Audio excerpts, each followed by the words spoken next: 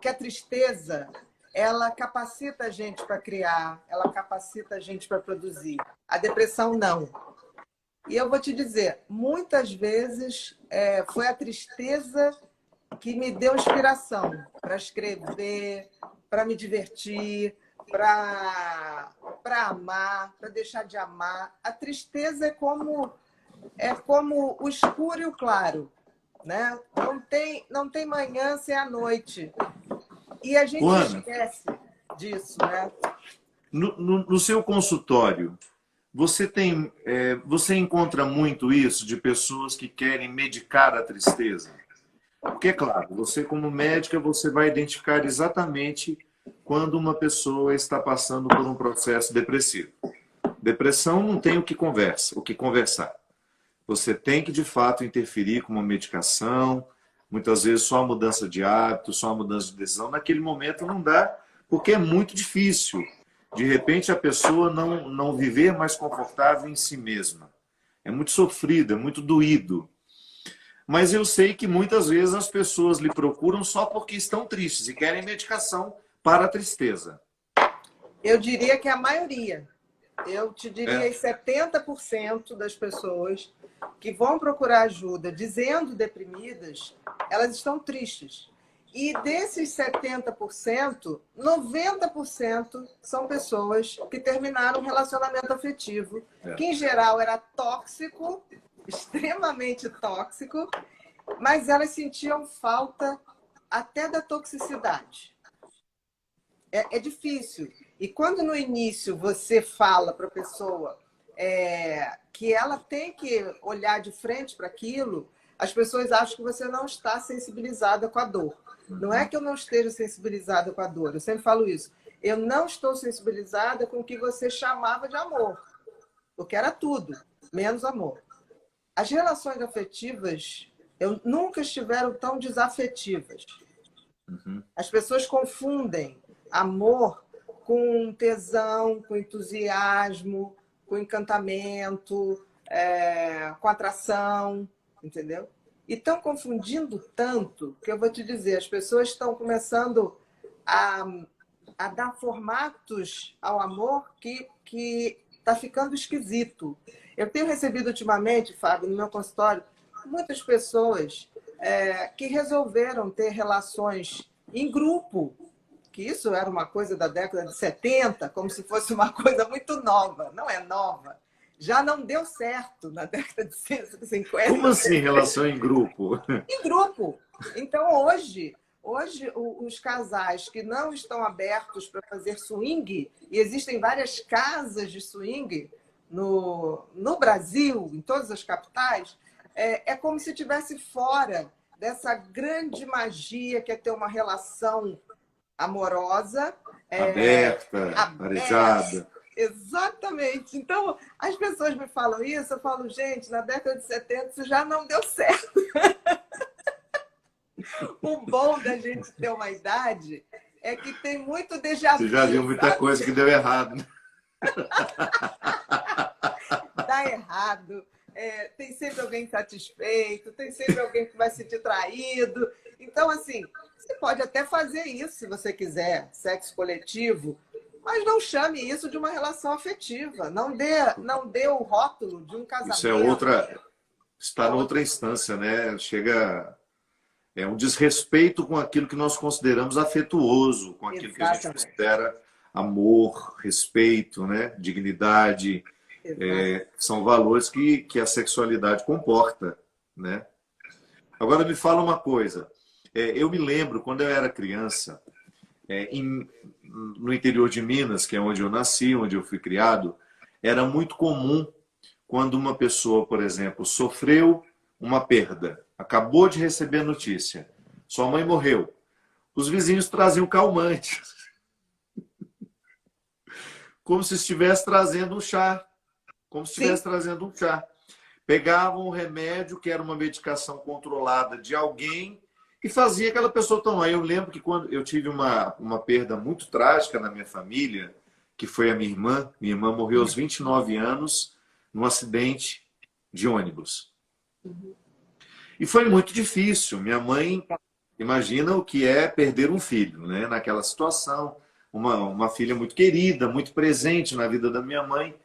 E eu achei interessante que a minha mãe em nenhum momento aceitou a medicação da vizinha. Muito embora todos trouxeram, porque achavam que minha mãe não seria capaz de suportar aquele momento sem estar anestesiada.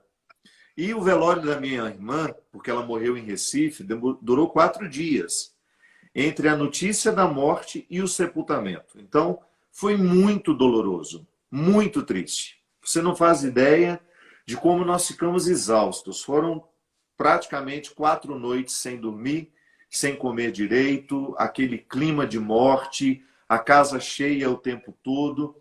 E eu me lembro que a minha mãe, ela falou, não, o que eu tenho que passar, eu vou passar lúcida. Eu não quero nenhum subterfúgio. Ela não usou esse termo, porque ela nem tem conhecimento desse termo, mas ela usou do jeitinho simples dela. Tudo que eu tiver que passar, eu vou passar sendo eu. Eu quero sentir aqui tudo. Mas é interessante porque hoje, Ana, a gente percebe que existe uma indisposição aos processos dolorosos. Exatamente. Eu não sei se a gente vai conseguir recuperar a primeira parte da live, porque eu já tentei aqui e não consegui. Mas você estava falando justamente sobre a ditadura da felicidade. De como hoje a felicidade virou uma imposição. E quem não está feliz não está na moda. Exatamente. E o pior, Fábio, é que eu vejo cada vez mais essa ditadura da felicidade é tão insustentável, porque nós somos seres humanos, nós fazemos parte da natureza. Se a natureza tem mudanças constantes de clima, de maré, de tsunamis, nós também temos. Nós fazemos parte disso. Estamos conectados, né? Estamos conectados e somos frações disso tudo. Não tem jeito. A gente é feito do carbono que faz a mosca. Então, assim, estamos sujeitos a isso tudo. Essa falta de humildade é que eu acho que está muito ruim, porque as pessoas falam assim, não, eu não mereço sofrer. Não é uma questão de merecer ou não, entendeu? É uma questão que faz parte da vida. A diferença é que o meu sofrimento vai estar, provavelmente, em momentos diferentes do seu.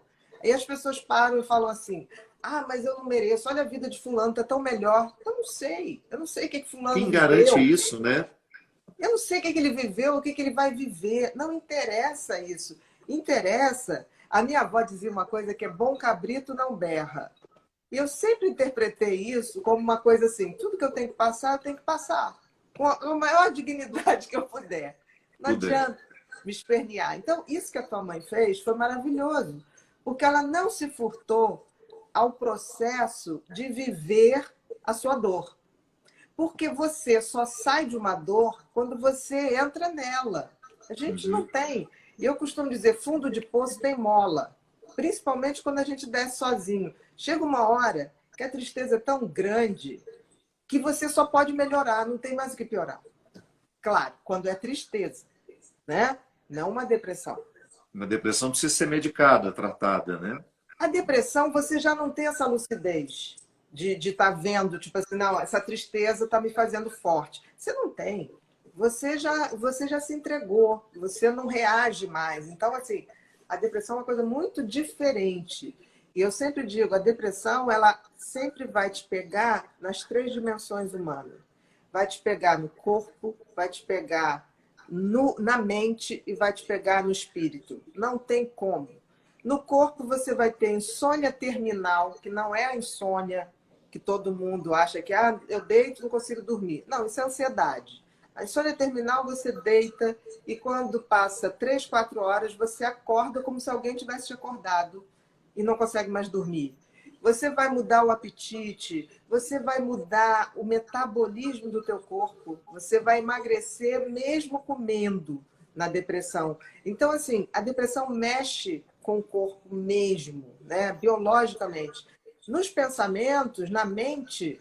ela vai governar a tua vida com pensamentos só negativos.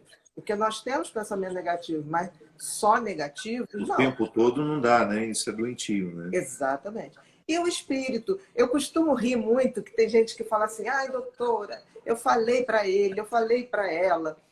vamos numa igreja que essa depressão vai passar. Gente, o movimento de fé é um movimento de acreditar. Se eu não consigo ter um pensamento bom ou esperança, eu sou incapacitada de exercer a minha fé, ainda que eu tenha.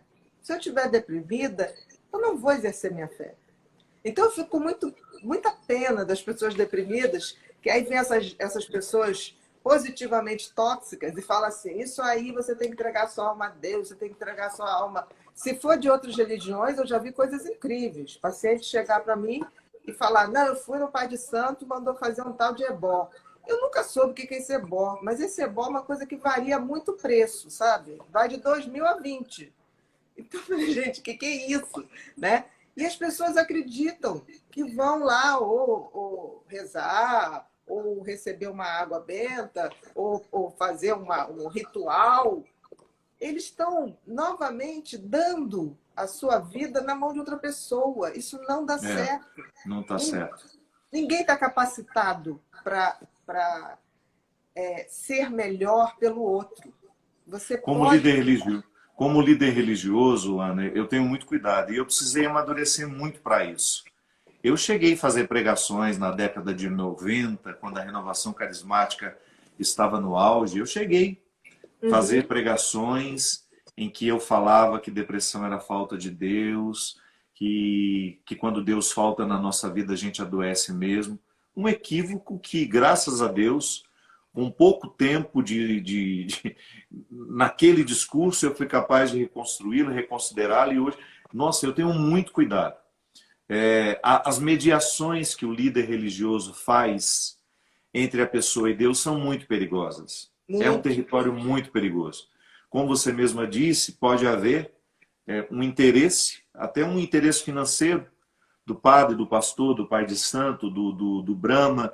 Sim. Existe desonestidade em todas as religiões, mas também existem muitas pessoas honestas em todas as religiões. Eu, por exemplo, eu cresci influenciado pelo catolicismo e pelo candomblé. Muito perto lá de casa, as nossas vizinhas, a minha mãe, inclusive, tinha as influências do candomblé dentro da nossa casa. Mas, graças a Deus, eu nunca vi um exercício religioso daquele que pudesse nos alienar. Não. Era uma oração, uma bênção, um ritual, né? Os rituais, tanto católicos quanto das religiões negras, o judaísmo, o islamismo. Os rituais são para nos ajudar a entrar dentro de nós. Exatamente. Porque toda tristeza, todo processo doentio, seja a tristeza ou seja a depressão, os dois processos, né, que se parecem um pouco, ambos só podem ser purgados em nós mediante o encontro que a gente vive com a gente. Não é o outro que me cura. O outro pode até ter uma palavra que me esclarece, que me traz lucidez. Eu vejo e sou um testemunha do quanto o seu trabalho, junto com o Alex, ajuda a esclarecer as pessoas. E se você presta um serviço religioso, que muitas vezes eu, como religioso, não sou capaz de prestar, porque me falta conhecimento, às vezes me falta o entendimento das questões humanas. Eu sempre digo, olha, não dá para ser padre se você não gostar de gente, se não gostar de estudar gente, se não tiver curiosidade sobre as pessoas, não dá para ser padre. Porque senão eu corro risco de ficar fazendo um discurso idiotizado, prometendo cura a pessoas de situações que elas só poderão ser curadas mediante medicação. Ou então, mediante enfrentamentos. Você sabe disso, você me acompanhou, sabe muito bem que num determinado momento eu falei, olha, não é honesto mais eu continuar com medicação. Porque a medicação já cumpriu o seu efeito em mim. Já me equalizou, já me deixou bem. Então agora eu quero experimentar viver sem ela, sem essa medicação, fazendo as devidas mudanças na minha vida que me melhoram também. Uma decisão é igual um comprimido que eu tomo todo dia. Né? Uma atividade física, uma mudança na alimentação. Então tem tantas coisas que a gente pode fazer e que são fundamentais para a nossa mudança. E é interessante você estar falando, porque a maioria das pessoas acha que quando você passa o remédio, você está excluindo todo esse processo, que é o processo de tomada de consciência de quem você é, como você vai melhorar,